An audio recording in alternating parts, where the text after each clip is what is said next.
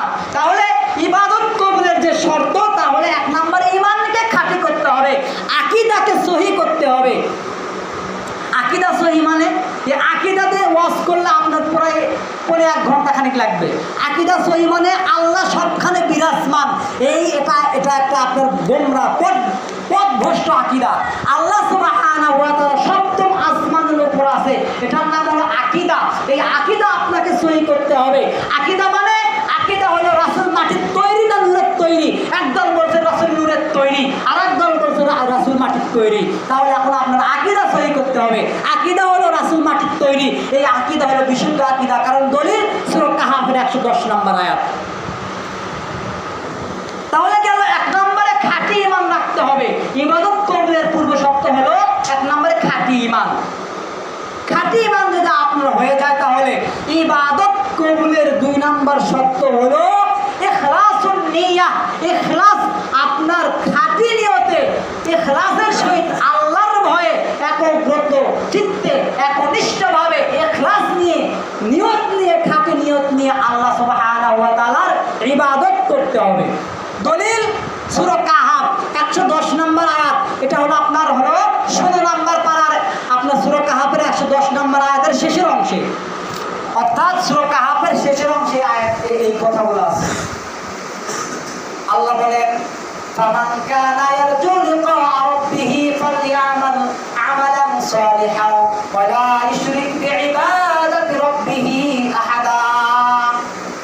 মুসলমান ভাইরা আমার, আল্লাহ রাব্বুল আলামিন সূরাতুল কাহফের মধ্যে আল্লাহ 110 নম্বর আয়াতের শেষের অংশে বলছেন, তোমাদের মধ্যে কেউ যদি তোমার রবের সঙ্গে সাক্ষাৎ করার আশঙ্কা করে, তোমাদের মধ্যে কেউ যদি তোমার রবের সঙ্গে দেখা করতে চায়, তোমাদের মধ্যে কেউ যদি তোমার রবের সঙ্গে সাক্ষাৎ করতে চায়, তাহলে আমাদের মধ্যে আমরা যদি কেউ আল্লাহর সঙ্গে সাক্ষাৎ করতে চাই, কিয়ামতের ময়দানে আল্লাহর সঙ্গে সাক্ষাৎ করতে চাইলে একটা কাজ করা লাগবে, সেটা হলো আল্লাহর সঙ্গে সাক্ষাৎ করতে হলে ফামান কানা ইয়ারজু লিকা রাব্বিহি ফালইআমাল আমালান সালিহান ওয়া লা ইশরিক বিইবাদাতি রাব্বিহি আহাদা। তাহলে আল্লাহর সঙ্গে সাক্ষাৎ করতে হলে একটা কাজ করতে হবে। কাজটা হলো আল্লাহর সঙ্গে সাক্ষাৎ করতে হলে একনিষ্ঠভাবে আল্লাহর ইবাদত করতে হবে। আল্লাহর ইবাদত করতে হবে, আমলে সালেহ করতে হবে।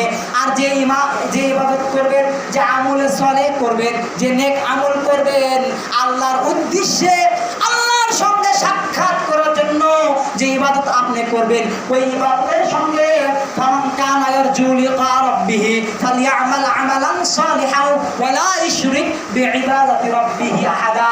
আল্লাহর জন্য আপনি যে ইবাদত করবেন, আল্লাহর জন্য যে সালাত আদায় করবেন, আল্লাহর জন্য যে যাকাত আপনি দিবেন, আল্লাহর জন্য যে দান আপনি করবেন, আল্লাহর জন্য যে সদকা আপনি করবেন, আল্লাহর জন্য যে যাবতীয় ইবাদত আপনি করবেন, ওই ইবাদতের সঙ্গে যেন কারো কোনো শরীক না হয়।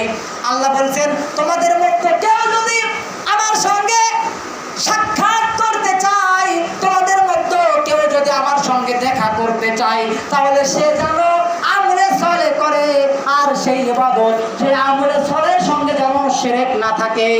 তারা যেন আমি আল্লাহর ইবাদত করে, আর আমি আল্লাহর ইবাদত করতে গিয়ে যেন কার সঙ্গে শরীক না করে, আমার সঙ্গে কাউকে যেন শরীক না করে। তাহলে আল্লাহর সঙ্গে যদি আপনি সাক্ষাৎ করতে চান, আপনি যে ইবাদত করবেন, এই ইবাদতের মধ্যে যেন কোনো শরীক না থাকে, অর্থাৎ শিরক না থাকে।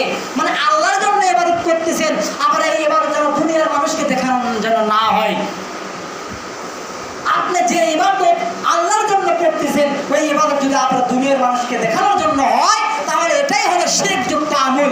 এই আমল করলে আপনি আল্লাহর সঙ্গে সাক্ষাৎ করতে পারবেন না। আর এটাই হলো ইখলাসুন নিয়াহ। ইখলাসের সঙ্গে ইবাদত করতে হবে। আল্লাহর সঙ্গে সাক্ষাৎ করতে চাইলে শুধুমাত্র কেবলমাত্র আল্লাহর জন্যই ইবাদত করতে হবে, আমলে সালেহ করতে হবে।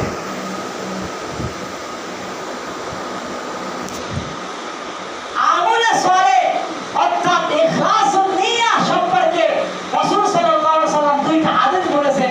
2টা হাদিসের মধ্যে একটা হাদিস আপনারা সবাই জানেন, আব্দুল্লাহ ইবনে আমর রাদিয়াল্লাহু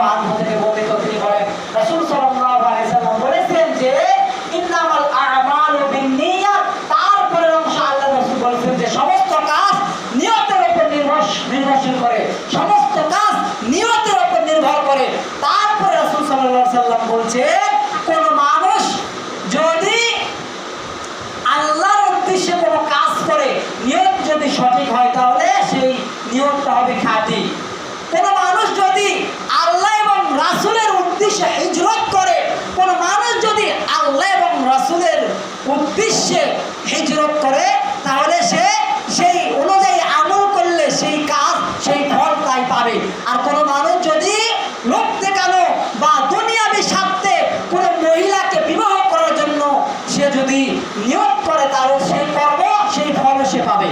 তার মানে আপনি যদি যে কাজটা আপনি করতেছেন, যে ইবাদত আপনি করতেছেন, এটা যদি আল্লাহর নিয়তে, আল্লাহর ইখলাস নিয়া যদি হয়, বা রাসূলের পদ্ধতিতে যদি আপনার এই কাজটা হয়, তাহলে সেই ফল সেই কর্ম আপনি পাবেন। আর আপনার নিয়ত যদি হয় দুনিয়াবি কোনো মানুষকে দেখানোর জন্য, যে কাজটা আপনি করতেছেন এই কাজ যদি আপনার দুনিয়াবি মানুষকে দেখানোর জন্য হয়, যে হিজরত, যে ইসলামের জন্য আপনি যে ত্যাগ করতেছেন, ইসলামের জন্য যে কুরবানি আপনি করতেছেন, এই কুরবানি যদি মানুষকে দেখানোর জন্য হয়, তাহলে ওই ফলও আপনি পাবেন। তাই আল্লাহ রাসূল বলেছেন, ইন্নামাল আমালু বিন্নিয়াত।